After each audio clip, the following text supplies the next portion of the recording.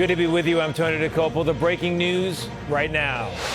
This is nuts. Indiana emergency. The state battered by floods, tornadoes, and devastating straight-line winds. And after a night of rescues, it's expected to get worse, with rivers still rising. Also tonight, Luigi Mangione's emergency high-stakes hearing. Will he plead guilty tomorrow in the killing of United Healthcare CEO Brian Thompson? The investigation into that Ryanair flight where a passenger was nearly sucked out the window, what it reveals. And the billion-dollar jackpot, one person walking away with that 10-digit prize. And tonight, why we may never know the winner's name. You're asking me a legacy question, and it's a good question. A CBS News exclusive, Tim Cook's final interview as CEO of Apple, what he's saying about his legacy tonight. And the good stuff, a love story unlike any you've ever heard before. From CBS News headquarters in New York, this is the CBS Evening News with Tony DeCopel. And good evening again. We're tracking another round of dangerous storms tonight, bringing more heavy rain over part of the country already beyond its limits. The Midwest is getting hit again, the worst of it over Indiana the past couple hours, where over the past couple days, we've already seen widespread flooding like this. And after 11 inches of rain fell in some spots, the governor today declared an emergency. A look at the forecast in just a moment. But first, our Ian Lee is in Anderson, Indiana. Ian, good evening to you. What are you seeing? Tony, where I'm standing just a few hours ago was dry ground. The wood you see around me was stacked neatly on the house over there. The river has not only swallowed up that home and another home down there, but as you can see, it's raining right now and only going to get worse. This is nuts. Indiana is under a statewide disaster emergency tonight after nearly a foot of rain caused historic flash flooding east of Indianapolis.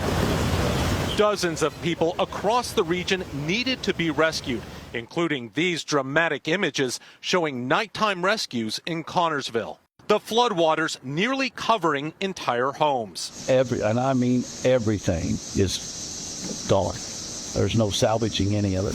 Where the water has receded, homes have been left uninhabitable. People's belongings now sit in their front yards. Tony Smith lost his house and his business. We are totally devastated. We've had 5 feet plus of water inside all of our homes here. And the danger's not over. At least 3 rivers have hit major flood stage and are still rising. I'm on the edge of Fall Creek, and today it is anything but. This is a raging river. That is the bridge that normally spans the creek out there. Right now, it's almost completely underwater. Now it's a race against time as people in Pendleton fill sandbags to protect homes downriver. In neighboring Anderson, the White River burst its banks, forcing Charlie Simmons to wade through chest-deep water. He finished renovating his home 2 months ago. A life of hard work lost. As far as financial-wise, I'm cooked. Start again. 70 years old, start over. What are you going to do? Yeah, Charlie was saying he sunk everything he had into his home. It is completely destroyed. He doesn't have much faith in the insurance companies or the states to help him. He says the only people he can rely on now are himself and God. Tony? Ian Lee in the water for us tonight. Ian, thank you. That flooding in the Midwest is expected to continue through the weekend. And Chief Weathercaster Lonnie Quinn of CBS New York is here with details on that. Lonnie, good evening. Good evening, Tony. It's a bad situation. You've got a front that's just not moving. And when you have a stationary front sitting in place, it acts almost like a train track for the cars of a train to just come over one after the other. There will be more bouts of heavy rain that move into the exact same area that was hit yesterday, picking it up again tonight, tomorrow as well. You can see we have flash flood watches through a good portion of the Midwest. And for tomorrow, it doesn't move. The same areas. Just east of Indianapolis in Newcastle, they've picked up almost 12 inches of rain, and they could be picking up another 8 inches in that area. A widespread 1 to 2 for anybody, but some areas that don't need a lot of rain could be picking up a lot of rain. As far as the Hawaiian Islands, that tropical paradise, we have a tropical storm. It's a low-grade storm right now with about 40 to 45 mile-per-hour winds. But as it approaches the Big Island, the biggest concern, there's a hurricane watch right now with gusts up to 75 miles per hour. But I'm telling you, the biggest concern, rain for them as well. They could be seeing up to 25 inches of rain before the storm exits the area on Sunday. That's a lot, Lonnie. Thank you. Yeah. In other news tonight, we're learning that Luigi Mangione, the young man accused of the execution-style killing of United Healthcare CEO Brian Thompson, may be preparing to accept a plea agreement avoiding a federal trial and possibly life in prison. Our Tom Hansen has late details ahead of a special hearing tomorrow. Tony, good evening. Well, sources familiar with the matter tell us that Luigi Mangione, the man accused of killing United Healthcare CEO Brian Thompson 2 years ago, could possibly plead guilty in a federal courtroom tomorrow here in New York. Now, Mangione faces 2 federal stalking charges with a deadly weapon, charges that could carry a potential life sentence. Sources say plea discussions between federal prosecutors and defense attorneys have been ongoing, and it's unclear if an agreement has yet been reached. Now, this possible plea deal comes just weeks before his state trial is set to start. He faces second-degree murder and weapons charges there. And legal experts tell us if Mangione enters a guilty plea tomorrow, it could revive a double jeopardy argument that prevents a person from being tried twice for the same crime. This could impact the state case with some or all of the charges dropped. Keep in mind, New York State has strong double jeopardy protections, but Mangione is facing different charges in the state case. None of this has seemed to deter District Attorney Alvin Bragg. He is handling the state case, and he is going full steam ahead. And, Tony, we have reached out to both sides for comment. Neither has provided us with one, Tony. All right, Tom, thank you very much. Some breaking news now from Western Virginia. A middle school student is in police custody tonight, accused of stabbing a teacher today. This happened at Jonesville Middle School in Lee County. The teacher's injuries required stitches. No one else was hurt. And we know more tonight about why a Ryanair window smashed open mid-flight last month, causing a passenger's head to be pulled through the opening before other passengers yanked him back inside. Let's bring in our senior transportation correspondent, Chris Van Cleve. Chris, good evening. What have you learned? Well, Tony, we're learning that emergency on that Ryanair flight, the shattered window, all of it may have started with a bird strike. National Transportation Safety Board investigators are leading this probe, and they found inside the engine that failed bird remains and feathers. Now, the engine failed just minutes after takeoff in Greece. Pilots had received a warning about the engine and then heard a loud bang. Investigators found an engine fan blade had broken off, sending debris slicing into the fuselage in several places, as well as bursting out the window on row 11. The passenger sitting next to that window, that was the man that was partially sucked out of the Boeing 737. He suffered serious injuries. Investigators also found signs of metal fatigue in the base of the fan blade that broke, despite recent engine inspections aimed at locating that kind of issue. They also found that engine updates required by U.S. airlines to be completed by 2028 had not yet been made on this aircraft. Now, there's a twist.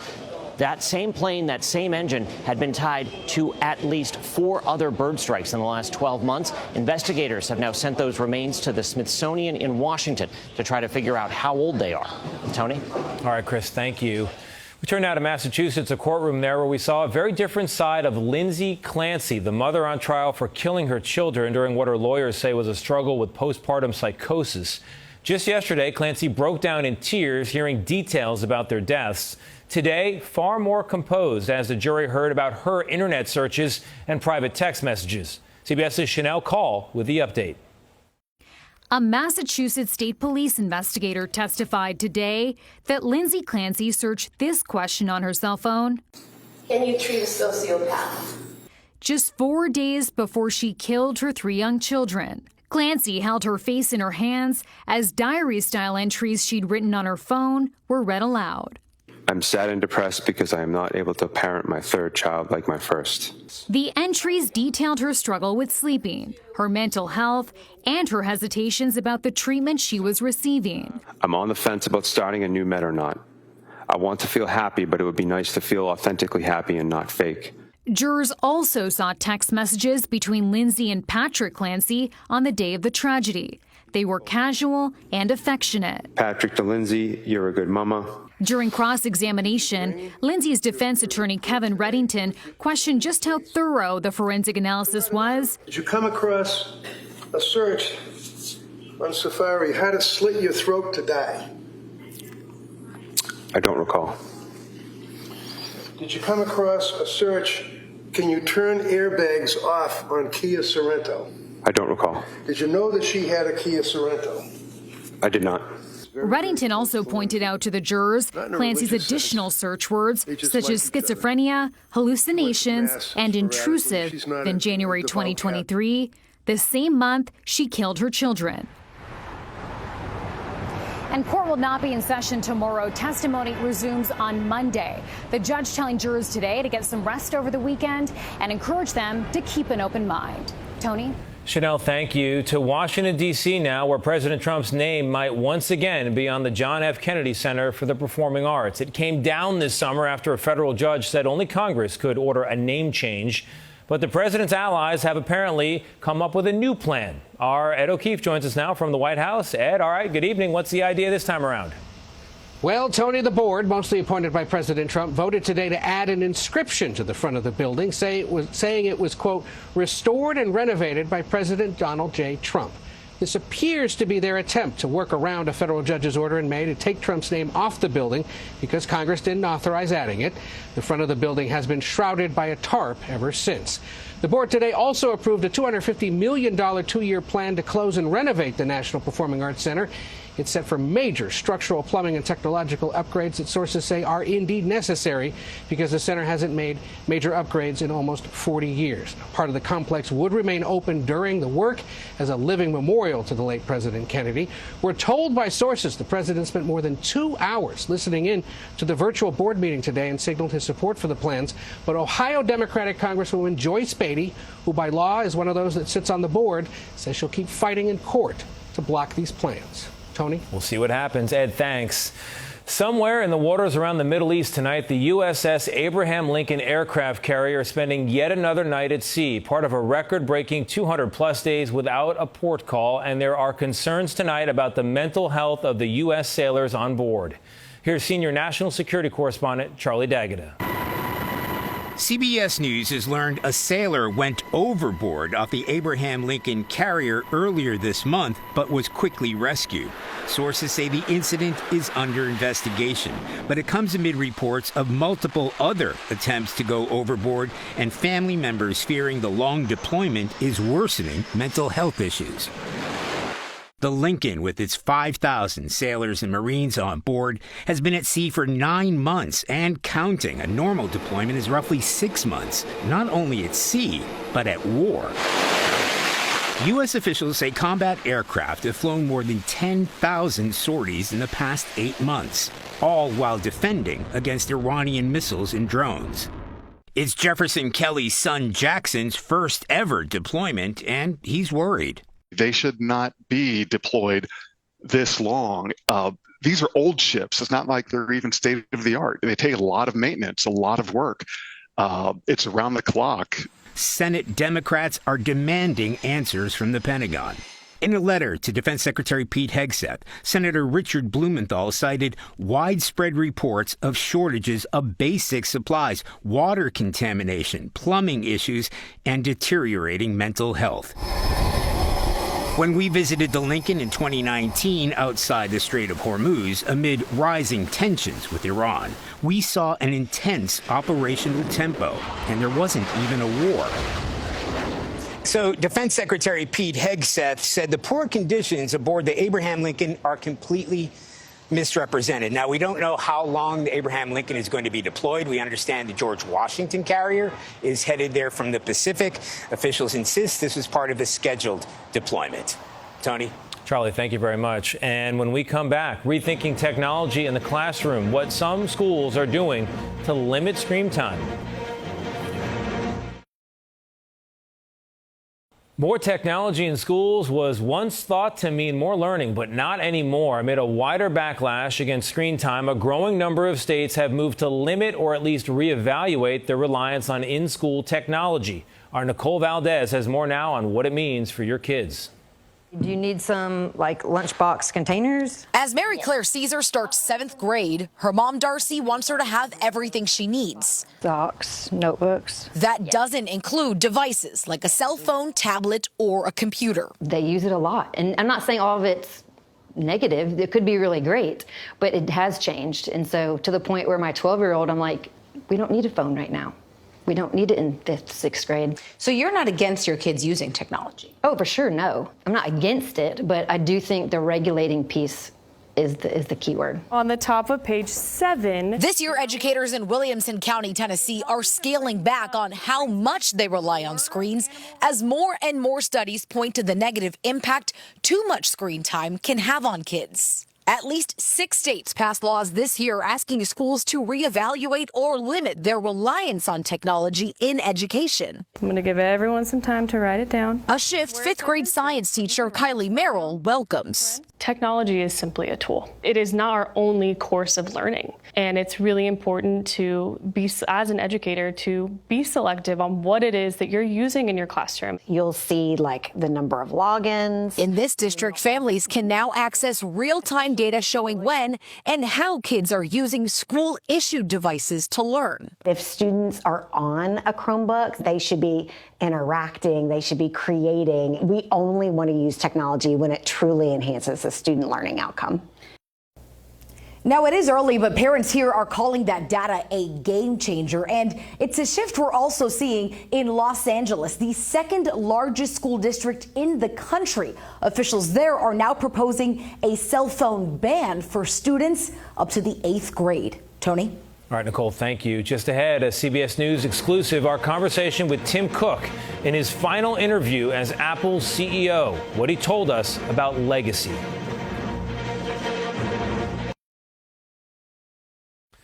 Apple CEO Tim Cook made what will likely be one of his last public appearances before stepping down at the end of the month. And our senior business and tech correspondent Jolene Kent spoke exclusively with Cook at Apple's new manufacturing facility in Houston. As you look back on your time as CEO, in a word, what have you stood for? You're asking me a legacy question, and it's a good question. But in my view, your legacy is described by others, not yourself. And so I think I hope that people say I was a good and decent man. And if they say that at the end of the day, I feel like I have achieved something.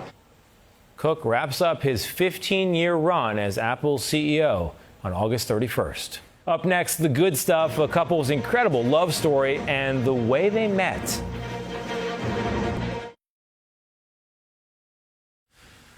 We're back with the good stuff, a love story like I'd never heard before. Noah Waters popped the question last Christmas Eve to Brooklyn Dotson, and she accepted with a smile about as bright as that ring. But this is not a simple love story. You all have to work on your anecdote here, because everybody that you meet from here on out as a married couple is going to say, how'd you all meet? Yeah. Well, you can actually Google it. You just type our name and just Google it. You can see the story. I don't have to explain it anymore. What makes this story so special is where it begins. 23 years ago, Noah's older brother Michael died in an accident. But that tragedy is also what saved the life of his brother's now future wife. Brooklyn was 18 months old and needed a liver. Michael became her organ donor. The two families stayed connected, and eventually Noah and Brooklyn fell in love. How does one make sense of all this? Well, we would say it's probably God that brought us together, but other than that, there's really no explanation. I think our marriage is going to be a celebration of life, and it'll also show others what organ donation can do. It can bring together families. The wedding is going to have a lot of familiar faces, but also someone none of the family has met before. The man who received Michael's heart will be there to see Michael's brother promise his own. That's another day in America. I'm Tony DeCopel. For all of us here at CBS News, thank you for watching. We'll see you right back here tomorrow night. Good night.